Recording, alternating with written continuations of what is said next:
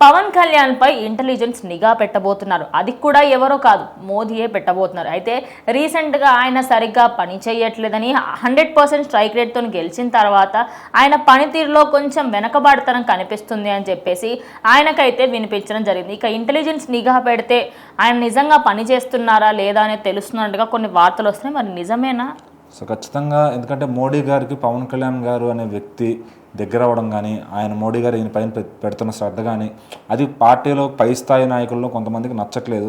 So దానివల్ల ఏంటంటే పవన్ కళ్యాణ్ గారిని ఆయన దృష్టిలో బ్యాడ్ చేయాలి, ఆయన అక్కడ రాష్ట్రంలో పని చేయట్లేదని అట్లాగొట్లా ఆయనకు చెప్పాలి అనే ప్రయత్నాలు అయితే జరుగుతున్నాయి అనమాట. సో దానికోసం కొంతమంది ఇక్కడ నుంచి రాయబారం తీసుకెళ్ళి, సో పవన్ కళ్యాణ్ ఎక్కడా కూడా సరిగ్గా చేయట్లేదు, మొత్తం ఆ మీటింగ్ అంతా కూడా ఏదో బోగస్గా తీసుకొచ్చారనే విధంగా ఆయన చెప్తున్నారనమాట. సో ఆ మీటింగ్ సక్సెస్ అవ్వడం, ఎందుకంటే ఏదైతే ఆవిర్భావ సభ పెట్టుకున్నారో జయకేతనం పేరుతో, అది చాలా బాగా సక్సెస్ అయింది. అనుకున్న విధంగా ఎంతైతే ఎస్టిమేషన్ వేసారో అంతమంది జనాలు వచ్చారు, ఇంకా బయట కూడా కొంతమంది ఉండిపోయారు. సో ఎందుకంటే పవన్ కళ్యాణ్ గారు పబ్లిక్లో మీటింగ్ పెడుతున్నారంటే, సో అది పార్టీ కోసమైనా అభిమానంతో అయినా వచ్చేవాళ్ళు చాలామంది ఉంటారు. అందులోనూ ఏపీ రాష్ట్రంలో ఎక్కడైనా పెట్టారంటే కనుక ఖచ్చితంగా ఎగబడి వస్తారనమాట.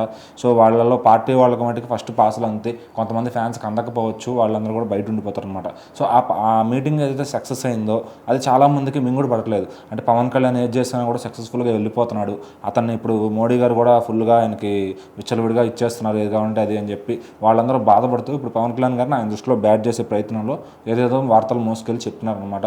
సో ఇప్పుడు మోడీ గారు కూడా కొద్దిగా ఆలోచనలో పడ్డారంట, ఏదన్నా ఇంటెలిజెన్స్ టీమును పెట్టి పవన్ కళ్యాణ్ చేసేదాన్ని ఒకసారి చూడాలి, పర్యవేక్షించాలి అనే విధంగా ఆయన ఆలోచిస్తున్నారంట.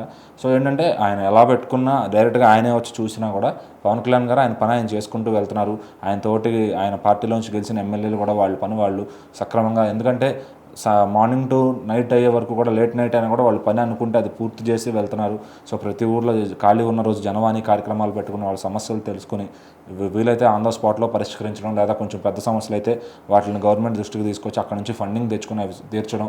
సో ఎక్కడ కూడా వాళ్ళకున్న లిమిట్స్లో వాళ్ళు ఖచ్చితంగా పనిచేస్తున్నారు, ఇంకా ఎక్కువగానే పనిచేస్తున్నారు. మరి ఈ సమాచారాలు ఇవన్నీ కూడా పవన్ అంటే గిట్టని వాళ్ళు పై స్థాయిలో ఉండి, వాళ్ళకి ఎందుకో మోడీ గారు ఈయనకి మొత్తం ఏదైతే క్లోజ్నెస్ ఉందో అది నచ్చక వాళ్ళు చేస్తున్న పని ఇది. సో మరి పవన్ కళ్యాణ్ గారి మీద నిఘా పెట్టినా పెట్టకపోయినా ఆయన పని అయితే ఆయన చేసుకుంటూ వెళ్తారు.